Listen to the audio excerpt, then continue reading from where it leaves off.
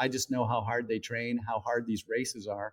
And when the gun goes off, you guys are just freaks. You're not slowing down just because it's the PTO 100 versus Olympic distance. You're going full throttle.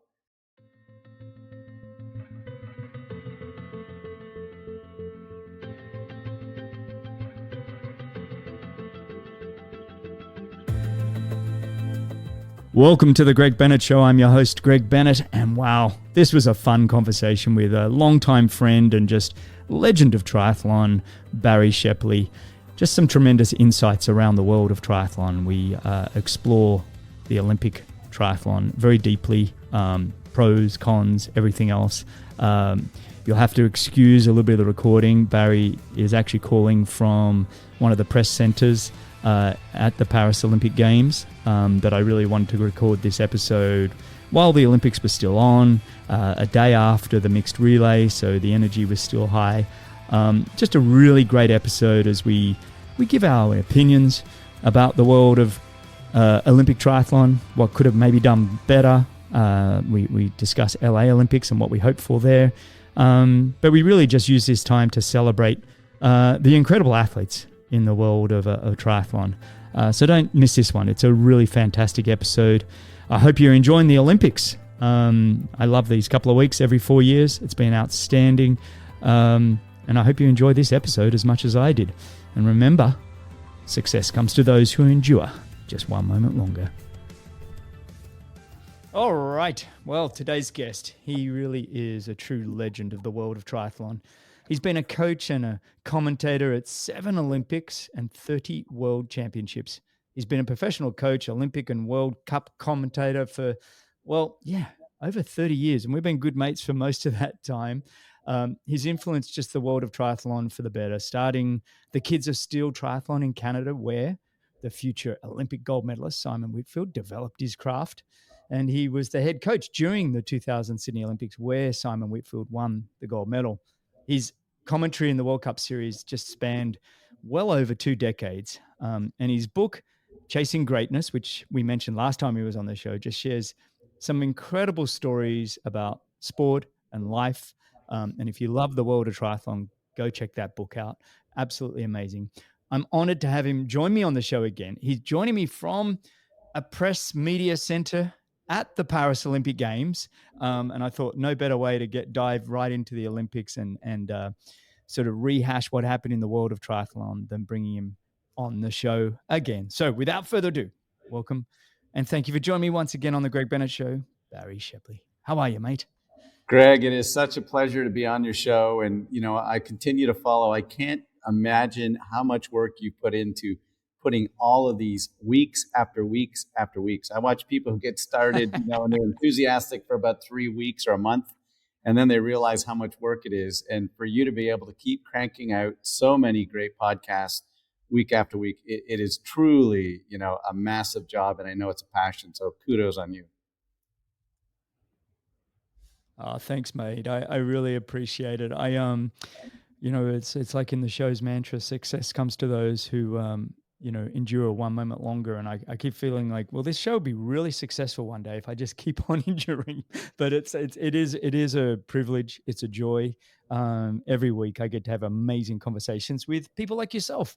But mate, this time we're chatting, you're in Paris. You've gone and tried to find a little hidden spot in the media center there. Everyone, please forgive me if there's a bit of an echo or we hear announcements or, we lose Barrie for a second. Understand that this is coming from deep in the core of the Paris Olympic Games. So, mate, how are you finding Paris this time around? This Olympics. How's it feel and compared to the other ones? Well, for me, I don't think I'll ever top Sydney. First of all, there you are. It was triathlon's debut, first 2 mornings, the great McKillie Jones and Whitfield and all of those athletes running around out there. It was brilliant. And so for me, it'll never be topped. The fans were spectacular. The country was great. It was great weather. But you know what? Paris has done a brilliant job. When you go from no spectators in Tokyo to every event sold out, people standing outside trying to get tickets, the road race and the triathlons they were saying 300,000 to 500,000 people, and they're not exaggerating. I mean, it was just ridiculous how many people were out, and they've just done a phenomenal job. The venues are just incredible. Right now, I'm speaking to you from the Grand Palace where the Taekwondo is going on, but I mean, historic, incredible venues that they've refurbished for these games, and then new pools and stadiums that they've built. It really have brought it out, and the crowds have been massive. Europe can get here, but the whole world is here. Last couple Olympics in Rio, there wasn't that many American fans that came out. There are tens of thousands at every venue of Americans that are here for water polo, for triathlon, for track and field. And it feels like the Olympics should feel. The whole world is there.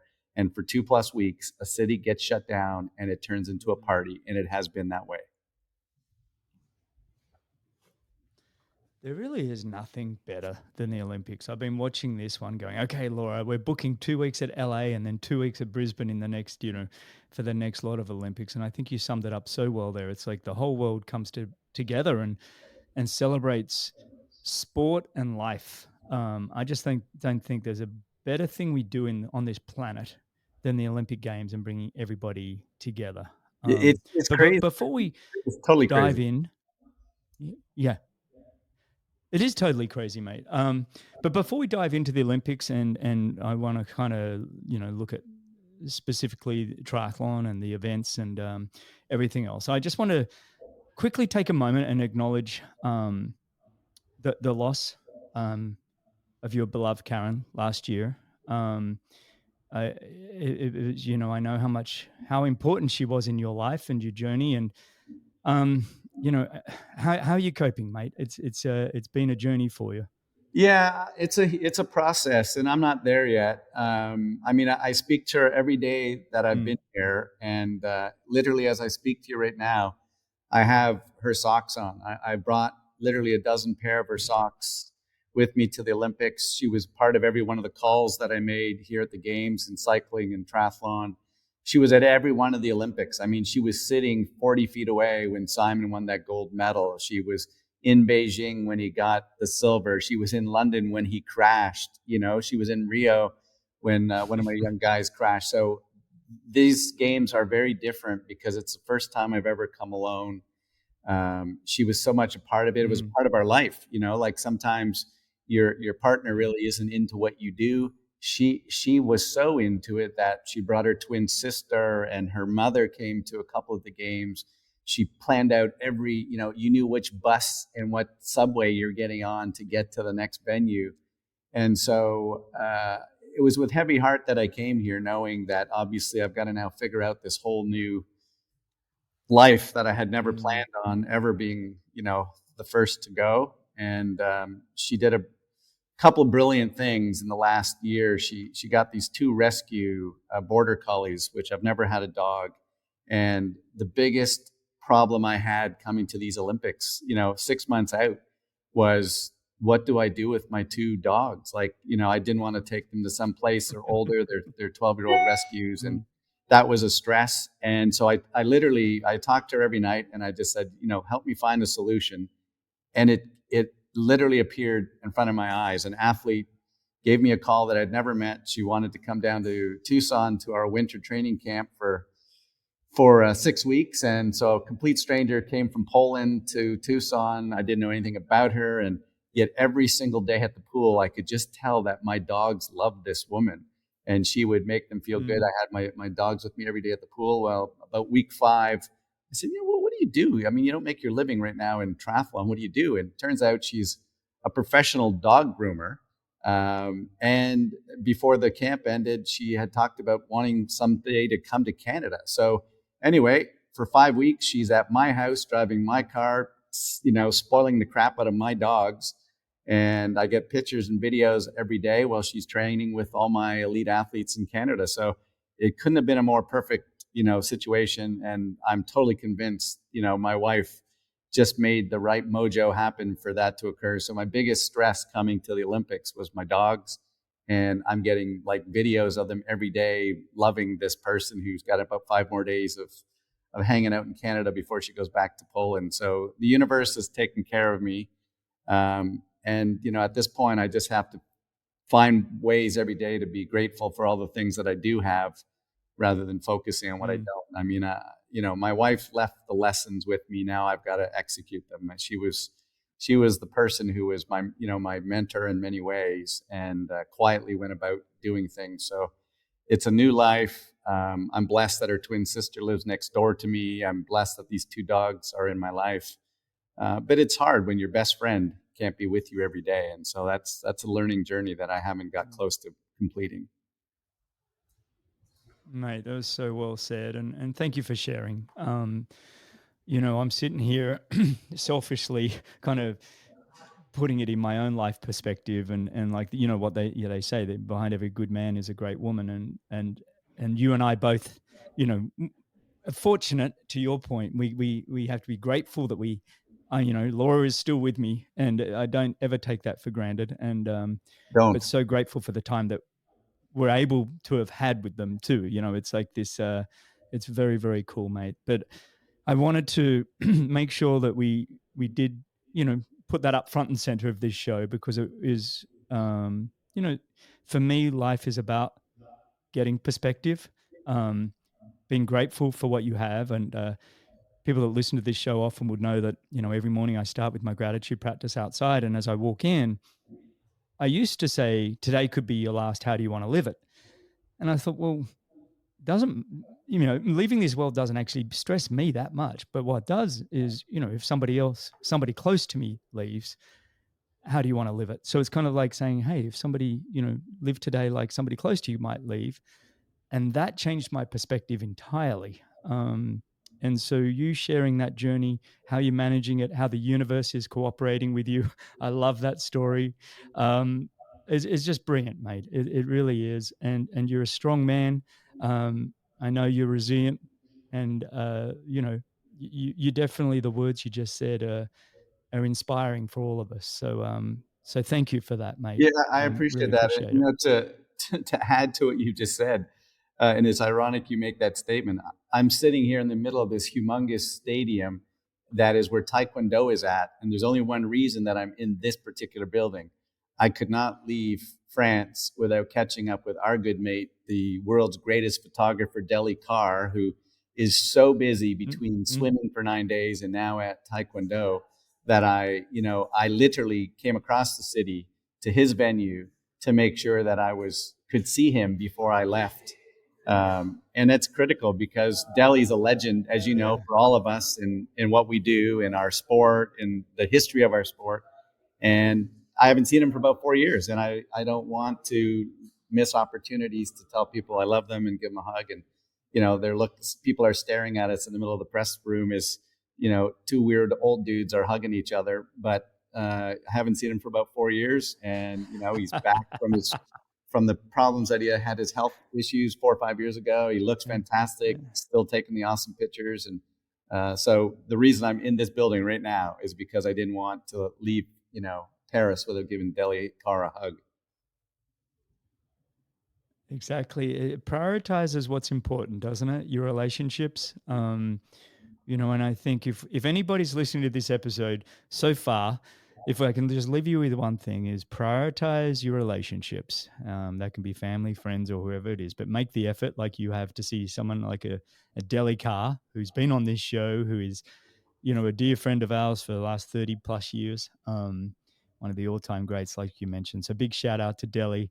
I love that you were able to make that happen. But let's shift gear, mate. Let's shift gear.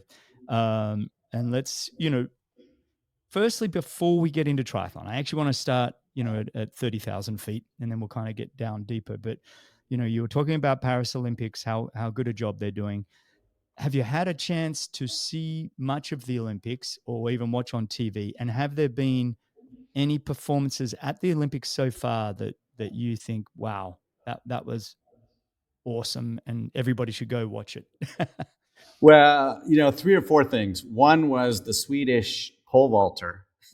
I mean, to leave it to the last jump at 6.25 meters to set a world record on the final, jump. It was just crazy, in 80,000 people in the stadium. And, pole vault's one of those things that you can be the center of attention. Everyone can stop for a second because now you realize we're down to one guy with one jump left and, or high jump or something like that. So I found that that high jump was one of those just, oh my God, performances so far, of these games. And I watched his press conference where he talked about doing, pole vaulting in his parents' backyard.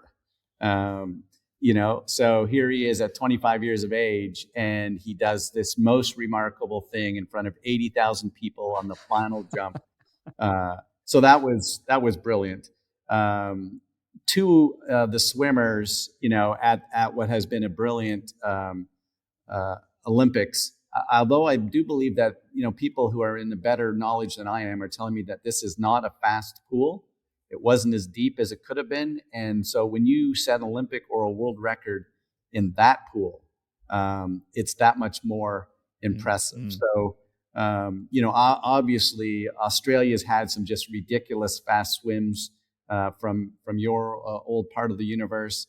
We've had this young teenager in Canada called Summer McIntosh, who nobody knew 3 weeks before the Olympics, and she'll carry the flag, I guarantee you. She's won 3 gold medals, set Olympic record, and won 4 medals, silver to go with her three golds. Obviously, Katie and Fink, the 1,500 meter swimmers who just continue to dominate from the United States. But literally, there is only one swimmer that really matters at these Olympics, and the French have gone bizarre.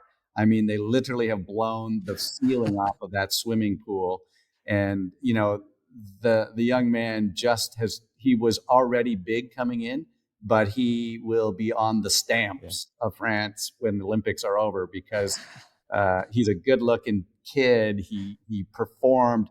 It's one thing to be loud and obnoxious and not perform when the day comes, but when you get the job done under massive stress, and swimming is one of those things that, you can either become a rock star or die quickly in the pool. And he's going to, no one may ever get to Michael Phelps status, but he'll be second in that line. And he's certainly the guy coming out of these Olympic Games as the person in the pool that everybody just wanted to have the ticket to get in to see. Yeah, mate, great recap. I think all of those events, I think you just knocked it out of the park. That Swedish pole vaulter, his name is Armand Duplantis.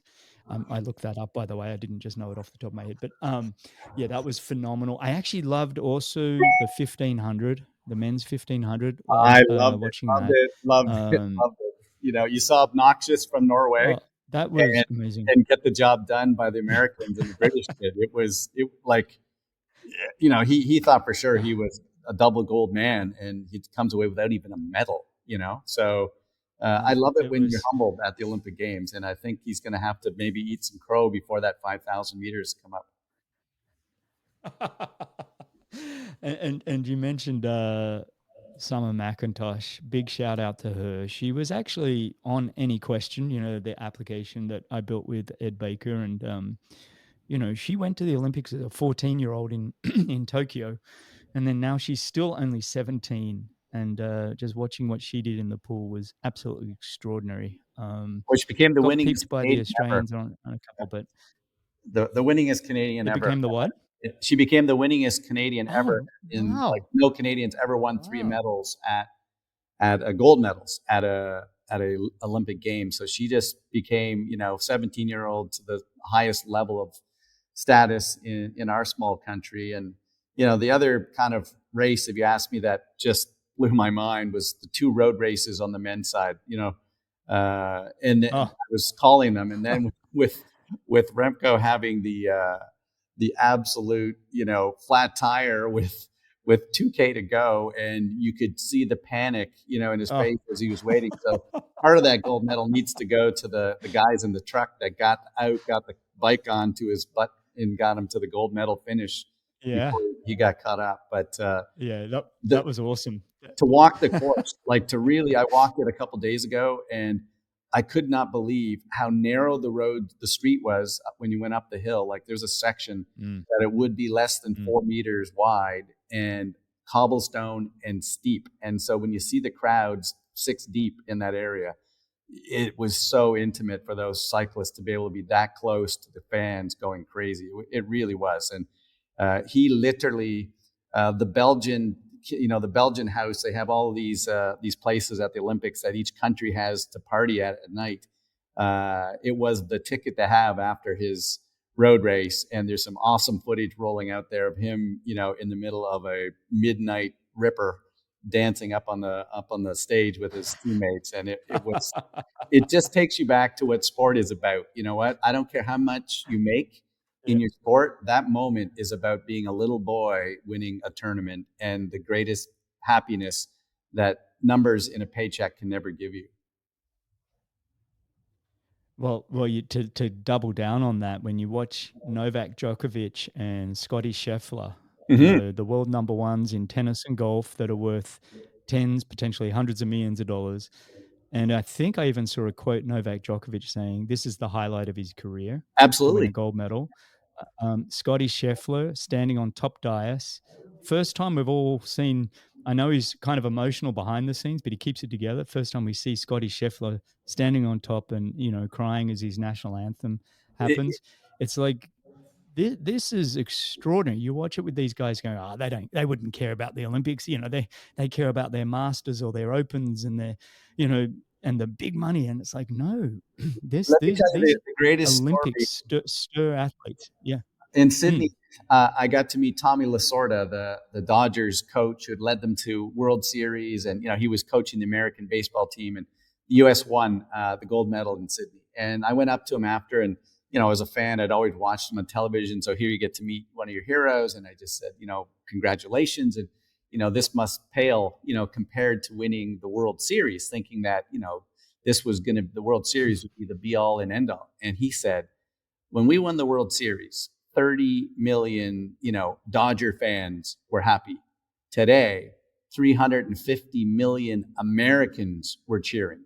And he said this was the greatest accomplishment of his baseball life. Winning the Olympic Games gold medal with the United States was bigger than winning the World Series. And I think that viewers who haven't been to the Olympics just can't understand, like, this is the ultimate, playground, because you're not just trying to impress the other baseball players, but you're trying to impress, Simone Biles and the swimmers and the track guys. And in fact, I saw a quote after Noah Lyles won his 100 meters. A couple of the U.S. basketball guys reached out and gave him some love, because if you followed him closely, he was abusing the NBA guys after they won their championship, calling themselves the world champions. And he took a bit of hack from them, but the reality was he's true. You win the NBA championship, you didn't win, the world championship. And so when you see everyone together, when everyone has the same opportunity, and the Olympic Games only happens every 4 years, it's not like every year with the NBA or the NHL come up with the Stanley Cup. You have to wait 4 more years if you blew it today. The 1,500 meters now for our young Norwegian man, he's going to have to wait to LA to become the Olympic gold medalist in 1,500. I know. Isn't it awesome? I mean, that race with Hocker from the US, when he kind of got, if you haven't watched that one, just go YouTube it. It's it's only 1,500, so it's 3.5 minutes, but it's just, go watch it. Maybe I won't even spoil it for you. Go watch it. Type in YouTube, men's 1,500 meter Paris Olympics. Great race. The other shout out I want to give is to Kristen Faulkner, who won the women's road race for the US, and very interesting story in the fact that she only got a spot after our triathlon legend Taylor Knibb decided not to do the road race in the US, and so she got a spot for the road race only sort of a month prior to the games. Was not a favorite by any means. She was in a breakaway with a couple of other women that were notoriously great sprinters, and with a 3.5K to go, she took off after just catching them and took that win. That was a really cool one. I enjoyed that too. It was so odd to watch. I was announcing the race, and I was with a couple of international cycling analysts who were like, "What is going on?" And it almost reminded me for a few seconds when Gwen Jorgensen and Nicholas Spirik were down to almost walking in the Rio Olympics, because they were arguing over who was going to take the lead on the run, because I've been blocking the wind, you block the wind, you block the wind. It was like, hey, the third place woman is not that far behind you guys. You better keep moving. And literally anyone who's a cycling analyst watch what just happened, and they're like, you just handed that woman the gold medal, and she did. Then there was a battle, 3 of them fighting it out for silver and bronze, and someone's not even getting a medal. So odd things happen under pressure and stress. Yeah. And that's what makes, there is no more amazing reality TV than the Olympic Games, because it's not made up. It happens. It's true. It's the ultimate reality TV show, because an hour before that race, no one would have picked Faulkner. Probably everyone would have picked the Norwegian to win the 1500. Yeah. But when the games start, that's why they don't hand the medals up before. For sure, mate. Hey, let's shift this gear again, and I want to dive into our world of triathlon. Let's start. As we were leading into the world of doing this race, all of us were going, what in the world is going on? The River Seine, the pre-race, they didn't get to do their pre-race preparations because of the pollution. Not that I was ever a fan of swimming the course pre-race. I always went to a pool, no matter where that was. But, it was one of those where we were all questioning what in the world happened here. I was always surprised that they didn't have a backup race. A lot of us were sort of looking at surfing, saying, "Look, they're in Chaupu having a great race in the Pacific, a great competition in the Pacific. Why in the world was triathlon in the River Seine, and why weren't we finding a cleaner waters somewhere?" Your take on all of that, mate? Yeah, I mean, I've been very negative about what happened, and I'm probably going to piss off some people in senior positions, but I think we have to do 2 or 3 things. You got to take the athlete's health as the highest priority. They knew a year before that there were problems, and that there was a high probability there were going to be problems. I've been to 7 Olympics, and they keep making you promises like, we're going to clean up this river, we're going to do our improve pollution, we're going to do these things when cities want to win Olympic bids, but rarely do they ever execute.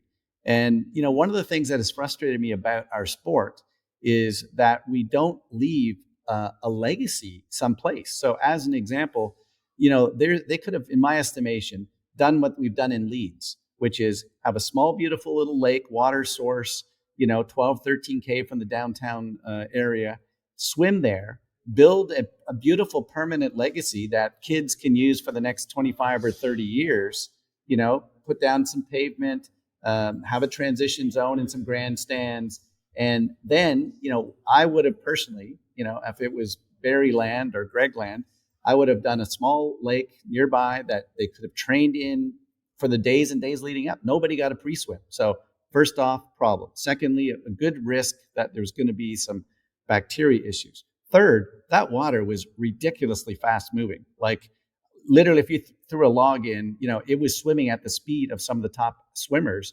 And now you have to do a turnaround and come back and do that twice in terms of the out and back section of it. So for all of those reasons, I would not have swam there. I do get the sexy Eiffel Tower, downtown. And so in my perfect world, I would have done like Leeds. I would have had a swim in a quiet, clean place, 12, 13K away, do the opening leg. And then I would have literally, now that I've walked it, I would have ridden the last section of the Olympic time or road race, go up that section through the psychotic, number of fans on the hard cobblestones. It would have blown the race apart. So you wouldn't have had people sitting together in a pack. Do that twice, 3 times, go by the grandstand each time, and then do the 4 laps that they did on the run, so you can have the grandstand, you can be at the finish, you can have those massive crowds in front of the, all of the historic parts of Paris. I think they could have still been downtown, but have left some legacy of a building or, parking lot with some grandstands, that kind of thing. Because our sport, literally 2 days after the Olympics are over, no one's ever riding on that road again. No one's ever going to be probably swimming in that location again. And because, obviously Paris, one of their things they wanted to show they're cleaning up the environment. It's a noble thing to do, but do it not because you're going to throw triathletes in there or open, swimmers. Do it because you want to improve the quality of life 30 years from now, for people swimming in there. So the race was massive in numbers. The technical people who you and I know worked their asses off. Literally, I mean, I'm getting up at 3:00 in the morning, sending them emails because I've got a 100-person production crew saying, are we doing a triathlon today or aren't we?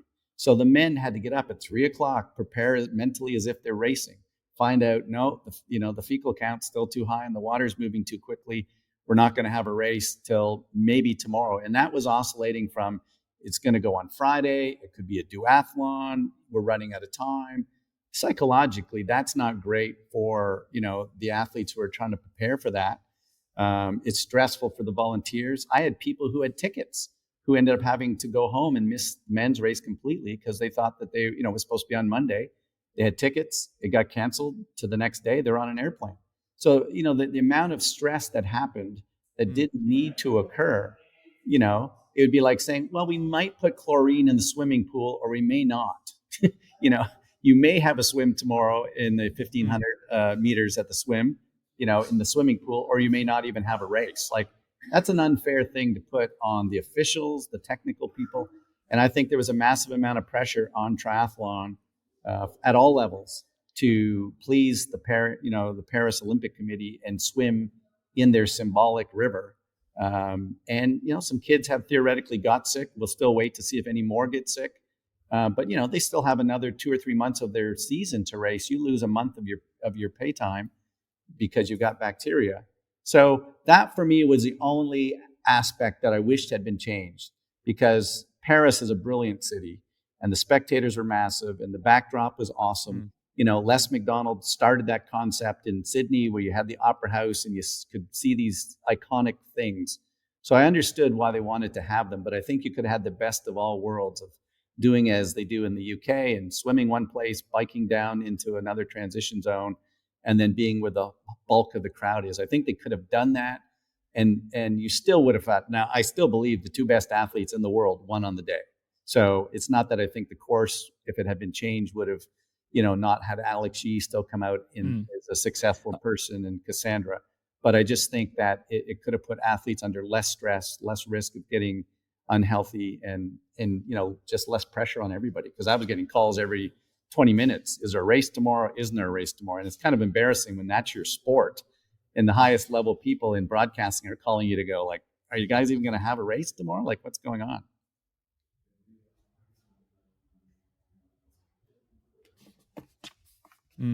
I think that was really well said, by the way. I kind of go, I love that idea. Well, you said a lot there. I love the idea about leaving a legacy. I love the idea about having a clean and safe course for the athletes. And I also, you touched on briefly, but I love the idea of actually having some hills on the bike to change things up. I think these flat events, I'm a huge fan of the sport, but I find myself fast forwarding the bike quite often if it's I just wanted going to, and I around. was the announcer for the race. I think who do we, this is a question. Who designed the course? How much input did actually the World Triathlon organization have? Or was it just random people in the Paris Olympic Committee that are choosing these courses? Because whoever represents the triathletes and triathlon in that discussion, I don't know. I'm personally not happy with them. I don't know if they should be keeping their job. That's how bad I think it was personally. Well, it doesn't show the sport off. I need to know its greatest level. Yeah, it doesn't show the sport off in its greatest level because, like you and I know how high a quality 95% of those men and women are on the bike. I mean, 25 years ago, I had some athletes that weren't particularly skilled on a bike. Now, I would say almost every man and woman, shy one or two who are in those elite races, are very competent, and it doesn't show up, the way that it was on television.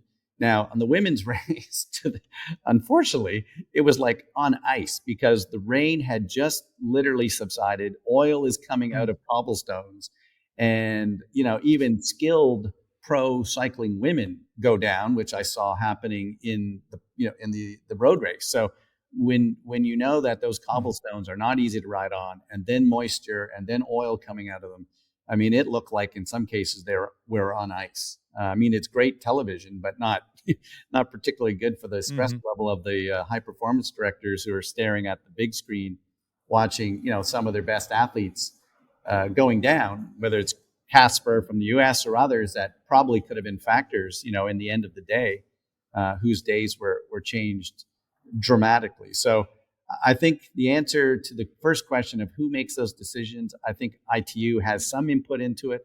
I honestly believe that there's a lot of pressure from the organizing Olympic Committee to be in a certain area for certain criteria. But, after I watched where they took that road race, and like literally when I walked it 2 days ago, they were going right through the middle of cafes.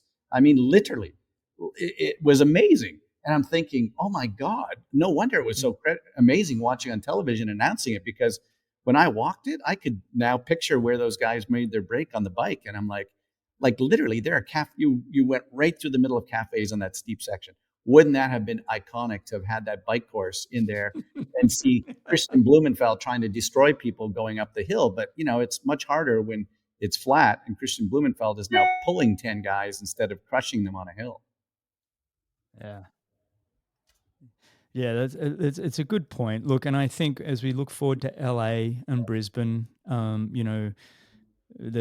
seen Taylor Nibas sort of been quoted saying, look, I'm not that interested in going to LA, even though it's a home Olympics, while it's a car park Olympics. And I don't mean this show to be all negative, by the way. We're going to come to some really positive stuff, but it is an area of interest to say, I think we should be prioritizing showing the sport of triathlon more so than showing the city that it's in. And I think that's the problem. I feel like triathlon, more than any other sport at the Olympics, is being used to show the city, but I feel like we're being abused. I feel like, no, that's not on. Sydney did a great job, obviously. But other than that, the priority should be on the triathlon, not showing off Eiffel Towers or anything else. I want to watch a triathlon race. I want to watch the best in the world do what they're really good at. And then if I happen to see an Eiffel Tower, great. But I feel like, honestly, in LA, the same. I just want to see a great race where we see great swimming. If it's in the ocean, great. Let's see who can learn to body bash. I don't mind a bit of a wave. I don't even mind, the currents in the river that much. I actually think it's important that you have your craft in swimming and you develop your skills. And it's the same with the bike. I think you should be able to develop going up, down, cornering, wet, dry, doesn't matter. If you're a professional, cope with it. It's the same as how I feel about extreme heat or extreme cold. Okay, you've got plenty of time to prepare. You're the best in the world at what you do. You've got a team around you, make it happen. But the priority is demonstrating our sport of triathlon and the incredible athletes that do it, and not on some of how the country looks or how the city looks. And that's what annoys me. And I feel like a triathlon gets abused the most out of any sport. Yeah, no, you're bang on that, Greg. We have seen a couple of them get it right. I thought the course in Sydney was pretty damn difficult and scenic, but challenging. You were part of the Athens course, and that hill, put the hurt on to some individual people. But I think there are places, and certainly, one of the complaints are that the bike is not that important. You fast forward through it, whatever the case may be. And I think watching the women's and men's road race and how they got just blown apart when they hit those hills in town, that could have been so incredible to see that bike course where, people were breaking apart, catching up to the next people ahead of them.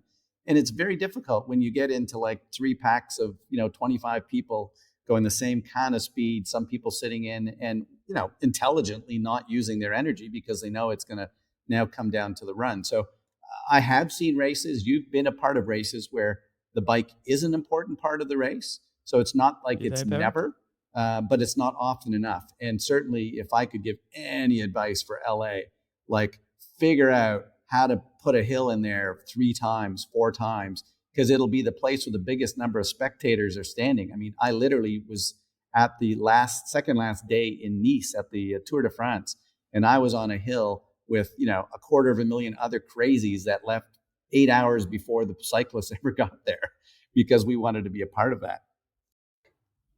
All right. So what are your thoughts? What can be done for the LA Olympics? Well, in the perfect world, my perfect world, we're swimming in the ocean where waves and surf and having to run up the beach is part of, the sport, which is different for certain races. So I think take advantage of that. Secondly, find a hill. I don't care if you have to build a hill. Have some kind of vertical climb that these guys are going to have to do 3 or 4 times that is going to allow a Taylor nib to break away. That's going to, allow some of these incredible climbers on the men's side to smash the race apart. And then, whatever you need to do for the final run, 10K is 10K. Obviously, 10K vertical is harder than 10K flat. But, I think if you have a unique swim and some hard hills on the bike course, then it's going to be exciting for viewers. It's going to be a place for spectators to go watch carnage happen out on the course. And then, if you end up in downtown LA or wherever you're at for the finish part of the run, well, that's fine.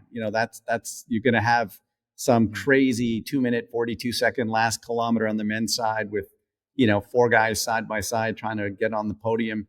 Like, that's awesome. But take advantage. You've got an ocean. Take advantage. You've got to find hills, in my estimation. And then the athletes are going to make it entertaining. Yeah. Well said, mate.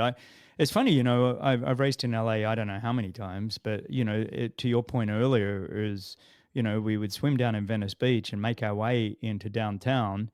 And then we would run laps there. There wasn't any bike laps going on. It was basically a point-to-point bike. But, and the run was tough. We ran up to the Disney Center and back down from the, it was called the Staples Center. I don't know what it is called now, but basically up and down. And, really tough run, steep climb. There's a way to show off downtown LA and combine it all. I love that.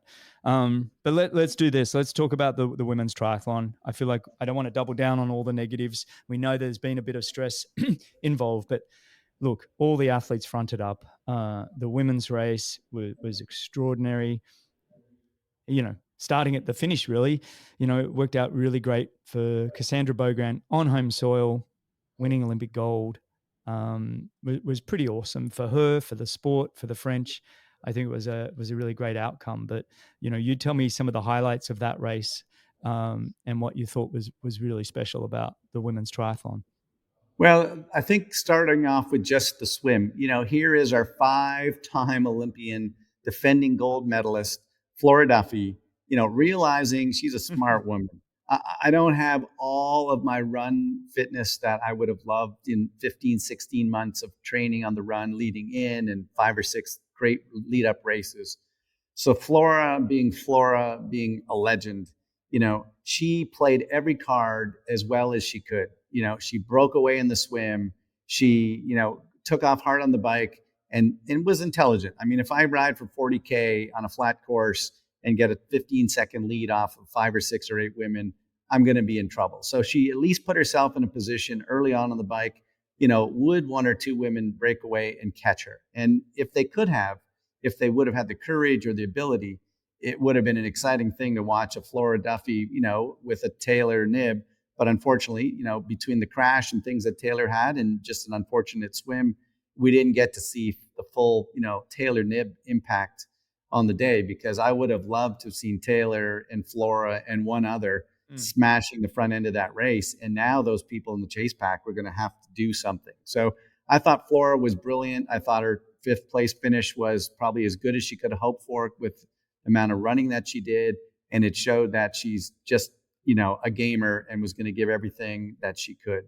And then, when we started to take a look, I mean, the surprise of the race, but really not a surprise if you go back and do some homework, was Switzerland's, Julie Duran. Like she just did what Switzerland does, every 4 years, they get the job done consistently. And I went back and looked and I remembered she won a half Ironman about, not that far before the Olympic Games silver medal performance. And, what other Swiss athlete has done some half Ironman races before she won Olympic gold, So Nicholas Spirik, the Swiss have had a brilliant success rate for a small country at the Olympic Games, from Sven to just go down, Magali, Mesmer, and everybody else. And obviously Nicola. And Nicola was there in the grandstands to cheer on Julie at the finishing line. So I thought Julie was, a name that most people hadn't talked about, but it really wasn't that surprising when you thought about how well she was racing in the 8 weeks leading in. And she comes from the country that always gets it right when the Olympic Games are on, and that is Switzerland. And, Beth Potter, I think, just was so happy to make sure she was on the podium. She came from running 10,000 meters in Rio.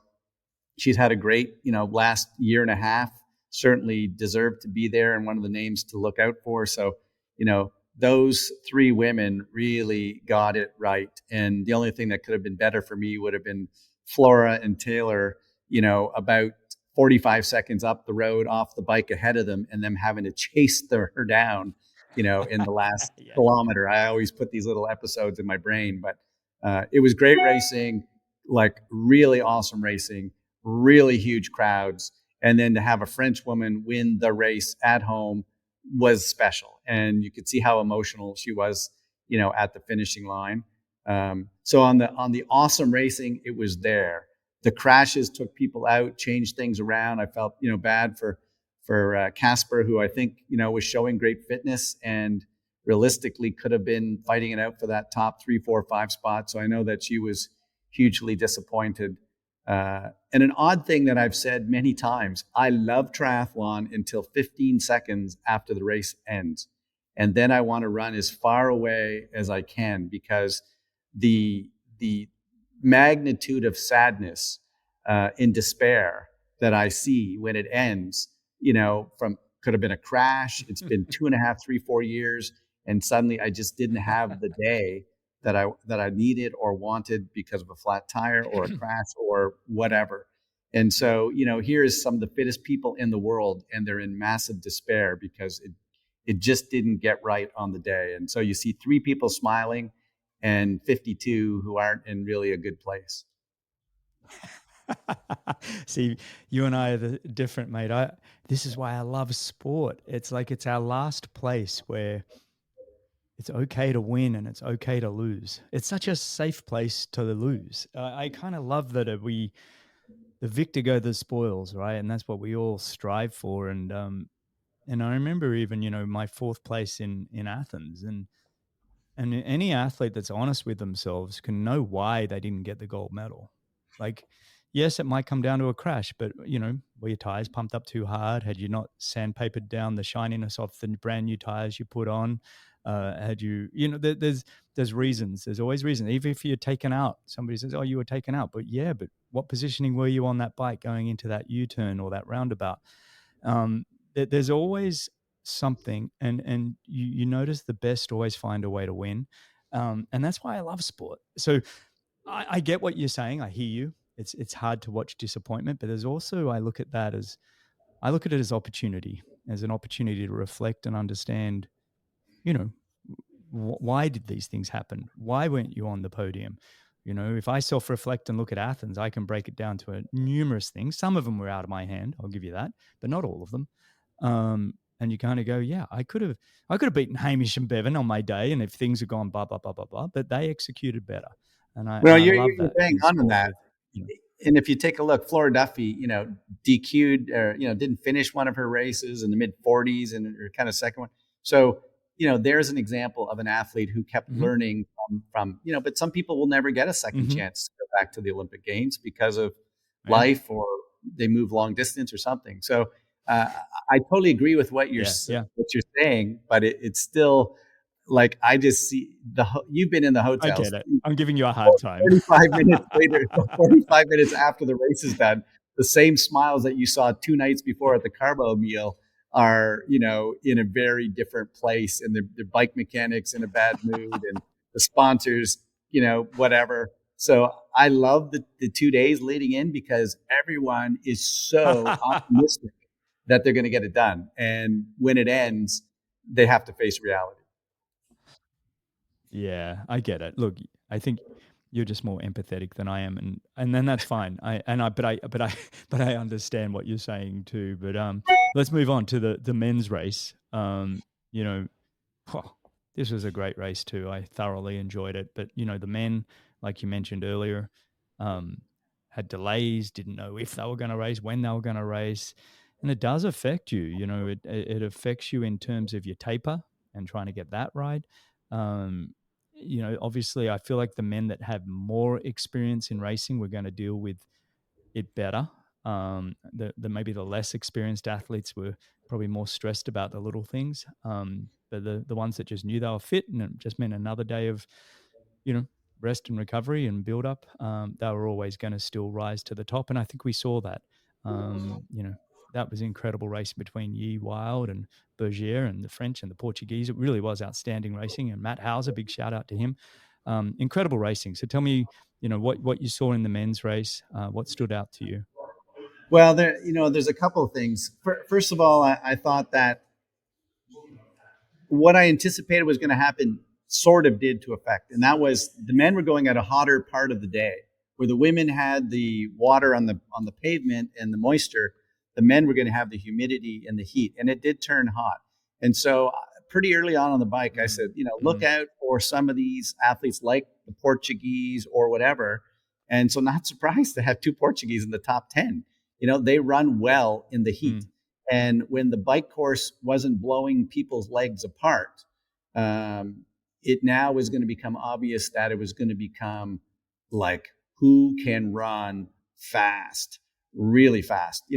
Emotionally, I was so excited, for middle of the race, particularly for Tyler Mislachuk, who has had some setbacks, some crashes and some, concussions and various things. And there he was running, right with Leo and the French athletes kind of fighting it out for third, fourth, and fifth. Probably was, 2% over his red burnout line, but, he put himself in a position to try to get himself a medal. And so, watching how fast these athletes were running. And that was a thing that lots of my age groupers who were here watching the Olympic Games, said, like, it's one thing to see it on TV.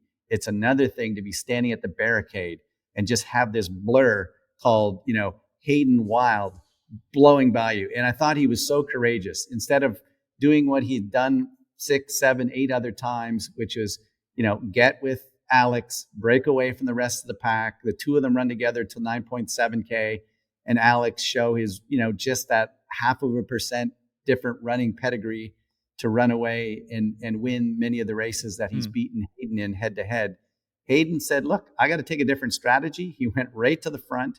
And I tell you, at about 7K, there was a question mark in my mind whether Alex Yi was even going to finish second. The French guys weren't far behind. Alex looked a little bit grim.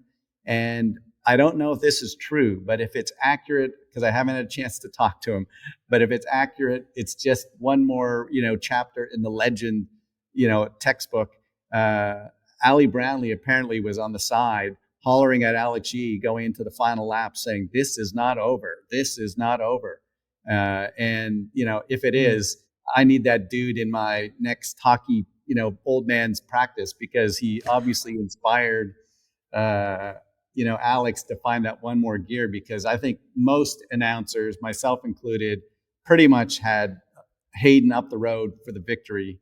And what a day that would have been for little New Zealand to have another, gold medal at the Olympic Games. But just the brilliance of Alex Yi to find something special. And then when you saw that difference in speed, it really was somewhat reflective of Sydney 2000 and the difference between Vukovic, who was trying to hang on at the front, and Whitfield, who was just going at a different speed with 500 meters to go.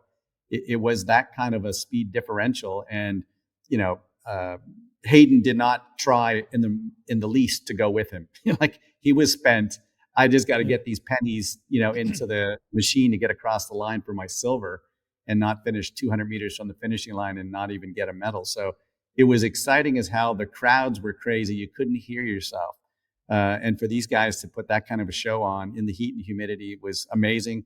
As I said, to see the Portuguese athletes up there with their top 10s, Tyler with his top 10, and obviously, to have Matt Hauser, as a young guy show that, hey, I'm right in there. And on another day, he might have been the guy up there fighting it out for the podium. Yeah. Well said, mate. I was watching it thinking, and I kind of thought about it a little bit after with Alex Yee. To your point, I almost felt like he was in second and he just thought, okay, I'm going to be off the podium here unless I can do something. It wasn't even, I feel like his initial thinking may not have even been go for gold. It was do what you can to hold silver, right? Because they're all right there. Bergier, the Frenchies, they were coming. And it's like, well, hang on, I'm not even going to get a medal. I've got to fight hard for this medal. And he fought hard for that medal to take 5 or 6 seconds out of Hayden Wild. And then there was almost another mental shift, which went from defense mode, keep silver, to attack mode, gold is still an opportunity. And I think there was a combination with Alex Yee having that mindset and Hayden Wild also having, this last 1500, I'm melting. I am absolutely melting.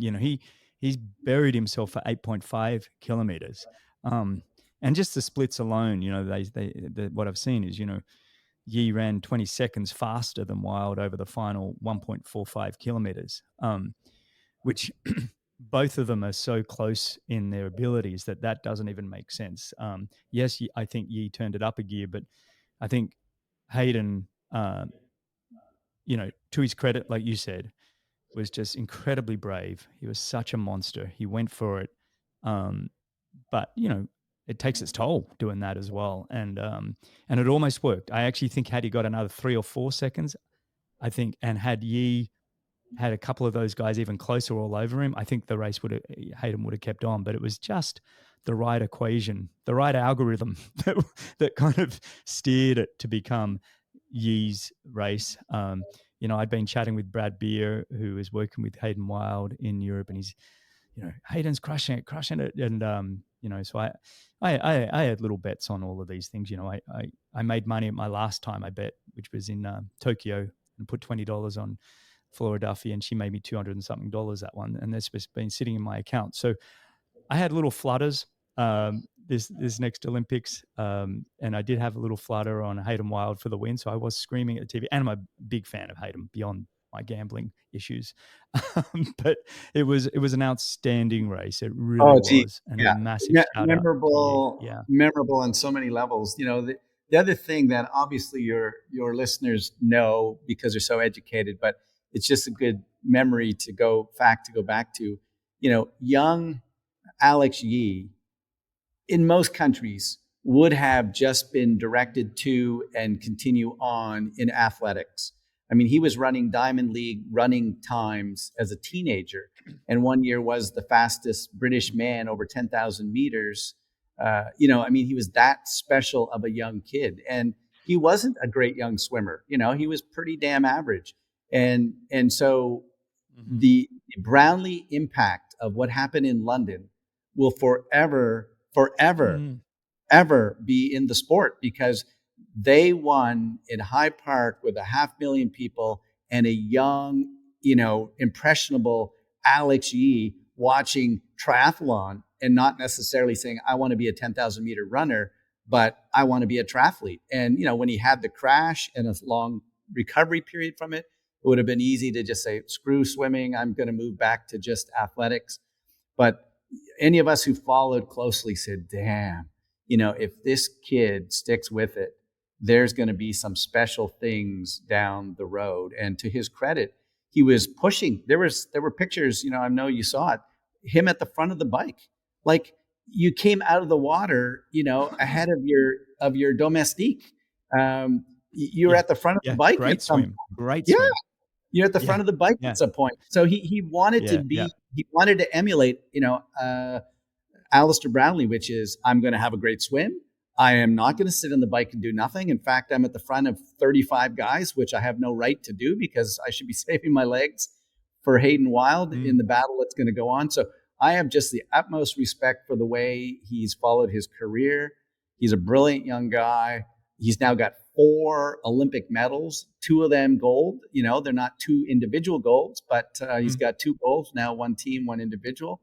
And there's no reason to not think that he won't be in LA, where he could become the GOAT, of Olympic distance, or at least the co-GOAT if you put him and Ali at the same kind of level. So it was impressive. And, for me, getting the job done when you're supposed to get the job done is the hardest damn thing ever. When you can sneak in, Mm-hmm. nobody's been paying attention to you, and you get it done on the Mm-hmm. day. That's one thing. But he had the pressure of a big federation that was expecting him to win. People either saying 1A or 1B, it's either going to be Hugh or Hayden, And yet we have seen some races over the last 3 years where neither of those guys were on the podium because they got destroyed in the swim and just never caught up.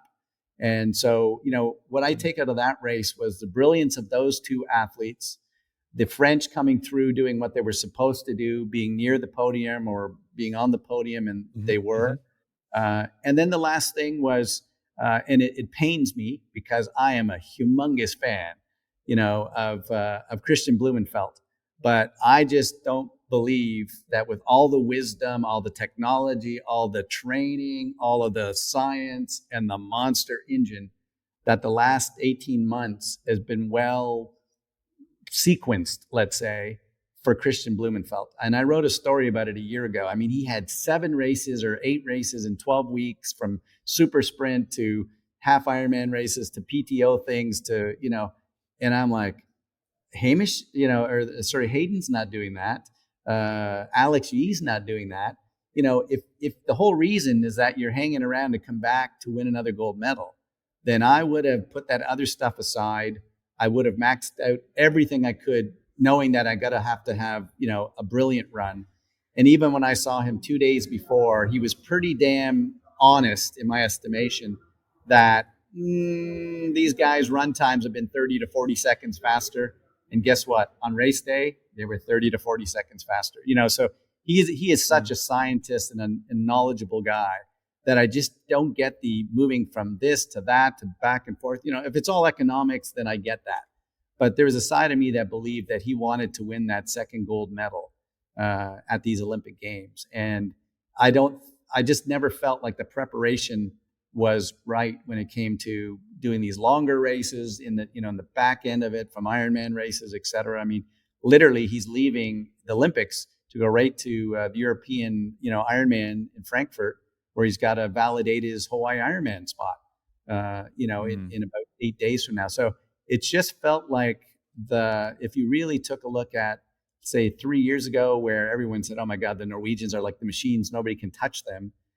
Suddenly Gustav's had some challenges, Christian hasn't come through executing, and it's not for lack of fitness. I mean, these guys probably train harder than anyone in the world. They're just machines. They're monsters. They do it. They're mentally tough. They make the commitment to altitude. But I just didn't feel in the sequencing of the races and the way they put the races together, obviously they're brilliant, so I shouldn't be arguing or saying that I think they did it wrong, but I didn't expect big performances at these Olympics from him, and 12th place is not a surprise. Look, I think you're speaking as a fan, and you started that by saying, look, I'm a huge fan of Christian. We all are. And as fans, you want to see people rise to the occasion. And so you kind of, it's fair enough to sort of ask some questions.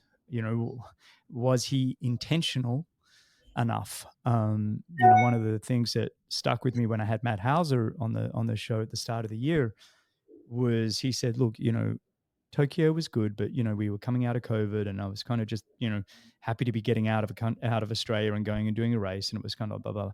And he said, no, this time around I'm really intentional. I'm here to do the best performance I can, and everything I'm doing is about intent. And I think all you're saying is, look, between Olive, his team, Christian, maybe it wasn't as intentional as maybe 2021 was. But he's still an Olympic champion. He's Ironman world champion. Still one of the greatest resumes we've ever seen. Oh, and you're just saying, unbelievable for sure. And it's just a matter, part of the problem of being awesome at a whole bunch of things is that which one of these flavors do I want to, eat today? Yes, exactly. And well, so even when I had Olive on the show, he said Christian might be going to another sport. I haven't even heard many people talk about it, but I think, cycling, I imagine, is what I wrote about it today. There's Oh, you did? Yeah, the article says, quoted from his coach, a 90% chance that in 2025 he'll be bike racing. In fact, when I was standing with him, I just said, you know what, it's 24 hours to his race. I'm just going to have light conversation with him. You know, we've known each other for a long time. So I'm like, I'm not going to get into deep stuff here, but hey, dude, are you going pro cycling next Friday? So I left it off because he was racing in 24 hours at the Olympic Games. But the article in today's paper here, the coach says, you know, but a 90%, it's not giving it 100, but a 90% chance that in 2025, you know, he would be biking. Just wanted to comment on one point, you know, chatted about Matt Hauser. In my mind, if this race happens 3 more times, the same athletes that raced here, I could see Matt Hauser twice being the 3rd place man across the line behind Hayden and Alex G. I mean, he was that fit. We know his closing capacity. He swam well. You know, like in my mind, if we race it like a series of 3 or 4 or 5 times, I could see Matt Hauser being ahead of the French kids and, you know, in 3rd place. But, you know, credit to the French team. They got the job done. But Matt Hauser. That's a good point. That's a good point. I actually do look at that 3rd to 10th. I'll even, you know, throw in your boy, Tyler. I think any of these guys, if you were to do this race 2, 3, 4 times, don't get me wrong, mate. It's been 20 years since I raced Athens Olympics. And I'm like, if we'd done that race just one more time, I know, I'm like, I know how I could have won that. And I think for a lot of athletes, that's how they'll leave going, if you'd done that. And that's the whole point. You said it beautifully earlier when, you know, Alex Yee and Hayden turned up on the day, made it happen. I also loved your insight of referring to the influence that Alistair Brownlee had on that next generation, and that somebody like an Alex Yee, you know, could have gone into the world of athletics and running, but he chose the world of triathlon and he persevered in his swimming and biking. A great illustration of the inspiration that, you know, these enormous athletes can have on future generations. And so that was really insightful. So I appreciate you sharing that. Let's have, before I let you go, I want to talk about Rushmore. They need to do a Mount Rushmore. One of them is Hamish Carter, because look at all the Kiwis, you know, he's impacted. Simon Whitfield, the Canadians that he impacted. For sure, Brownlee. And then the problem from your country is you got too many freaks that are awesome. You know, if you go back to, you know, your era with yourself, Welchie and Bevan and, you know, Brad Bevan and those guys, you know, there's too many Aussies, not one person, although you might have had one person impact you. I think you put 9 Aussie faces on that last spot because you guys all impacted the sport in a brilliant way.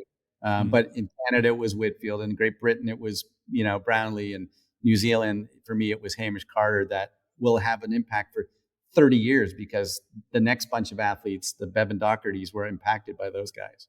It's really cool, isn't it? I know. Come on, Australia. I'm still leading the way with a 4th place. We have no medals in the Australian men. Amazing. And it's I think our time will come again. I think Australia needs a whole revamp. I don't think Australia has enough racing. If you ask me, it's if you ask the biggest problem that Australia has, it's just, if you want to get good at something, go do it. You want to become a good racing triathlete, race. If you want to become a good training triathlete, train. I don't think Australian athletes get to race enough. And the reason we were so good in the 90s, we got to race more than anybody else. So I'd be talking to Macca in the Super Tri series and saying, hey, we need you to come down and do a full Southern Hemisphere series between Australia and New Zealand and make it happen. But anyway, that's not my issue. I'm not in it. I want to talk about the mixed relay. Awesome. Big upset, huge upset. Very, very exciting. I feel for the French because they were the favorites. But tell me, thoughts on the mixed relay. Well, I wrote a story in the last 3 days and, you know, giving the ITU some advice, which don't call me for advice. So it's, you know, I'm not expecting to follow my advice. I would put as many mixed team races with as much prize money as I possibly could, 4 or 5 of these big ones. Like, how amazing would it be to have what we saw at the Olympic Games 4 or 5 times in a year, like put some serious cash in it? Because if you don't put enough money in it, you know, the best athletes aren't going to show up to go at it. They do it at the Olympics and it's so ridiculously exciting, or maybe the world, you know, mixed team championships. But for me right now, it's the most exciting part of the ITU, you know, family, which is there's changes every 15 seconds because, okay, you put your best guy out first or you didn't, whatever. So starting off, the very first thing I want to say, kudos to the ITU. They've led the way in equality of prize money, of distances and so forth. And I love the fact that they changed from Tokyo, where the men were the anchor leg, to, here in Paris, where the women were the anchor. I thought that was a great, just classy move. It made it ridiculously exciting. So, I thought that made the race exciting. I think things got turned on its side the minute that Hayden Wild and the French athlete, had their bike problems at the back of the very first leg. That turned things around, because in my estimation, had the French not had that problem, it wouldn't have been the Germans winning. And I'm not taking anything away from their brilliance. I would have seen that race unfolding with Beth Potter and Cassandra breaking away. They would have been a 2-woman breakaway on the bike instead of just Beth by herself getting caught.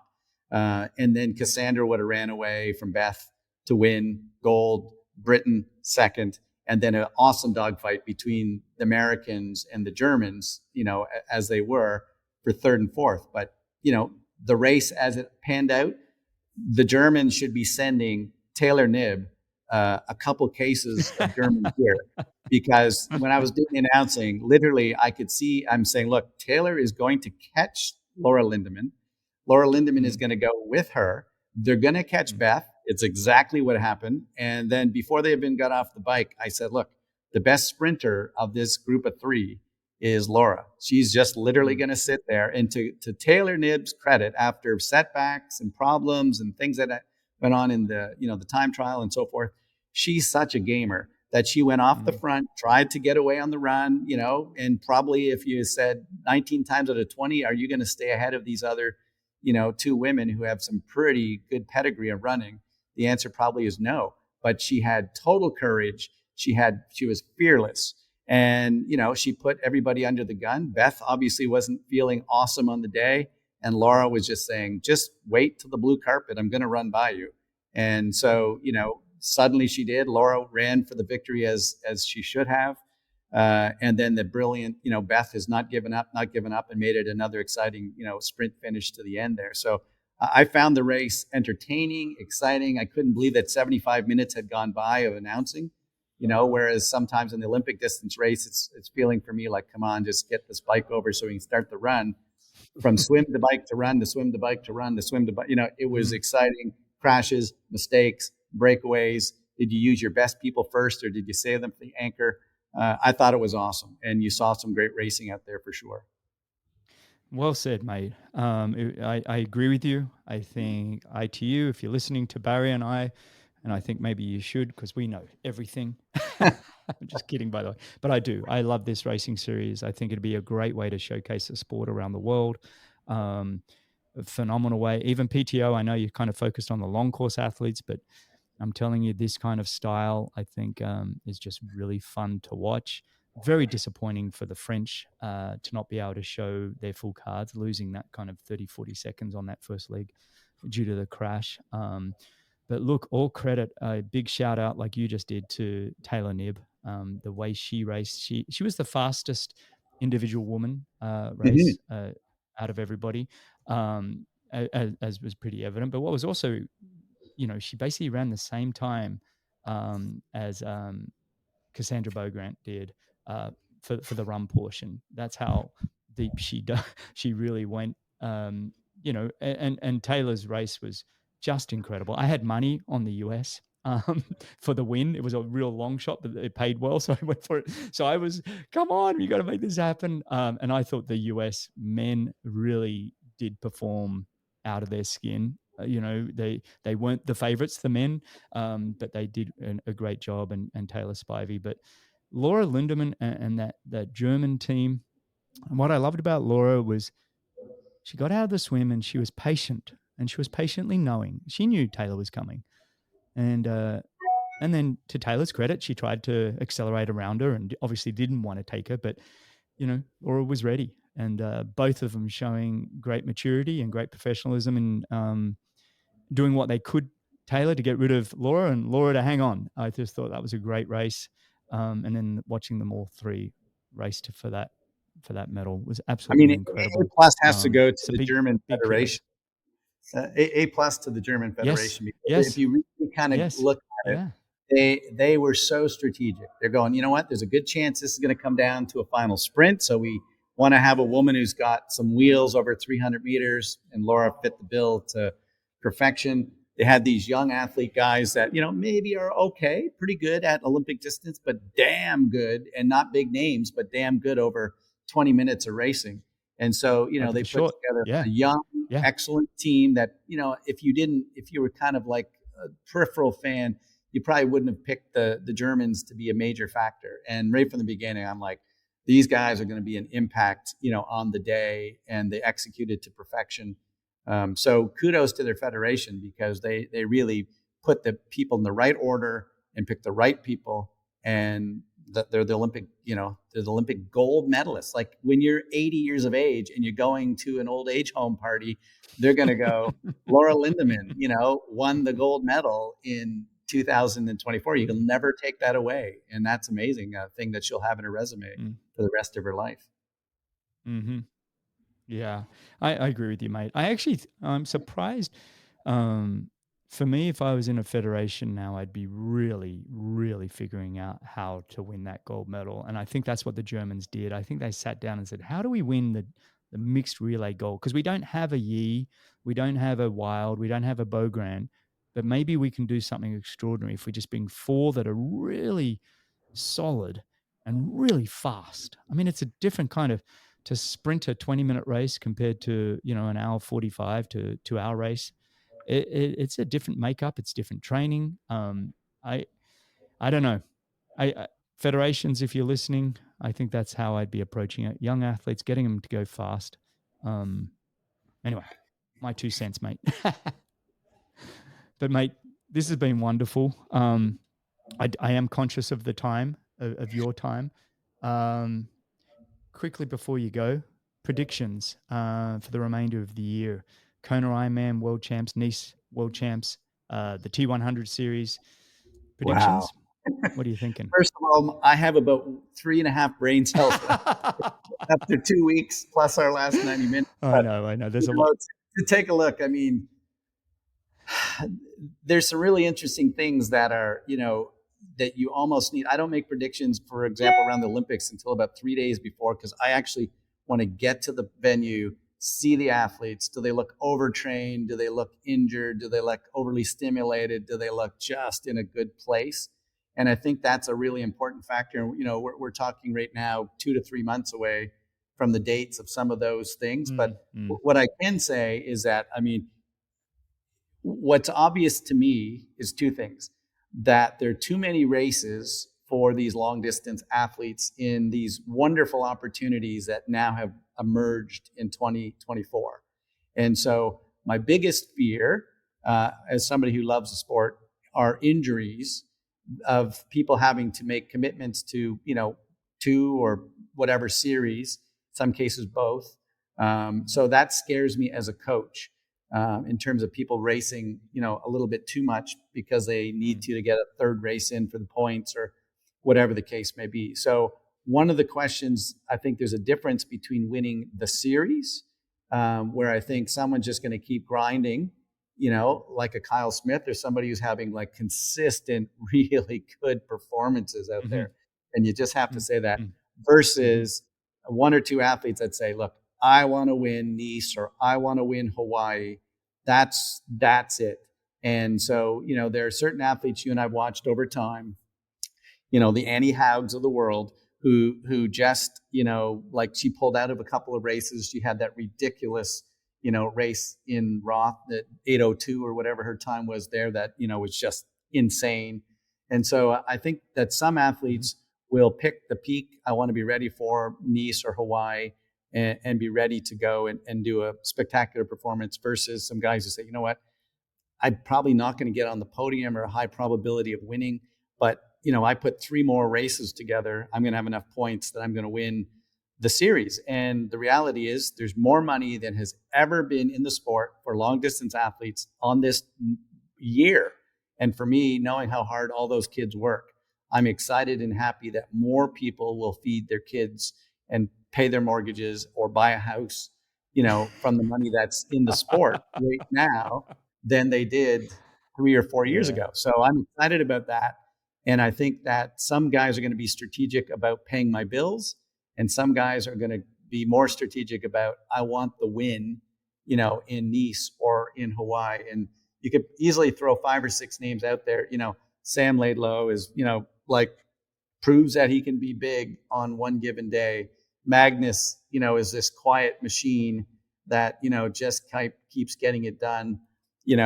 I'm going to show my absolute ridiculous over the top bias.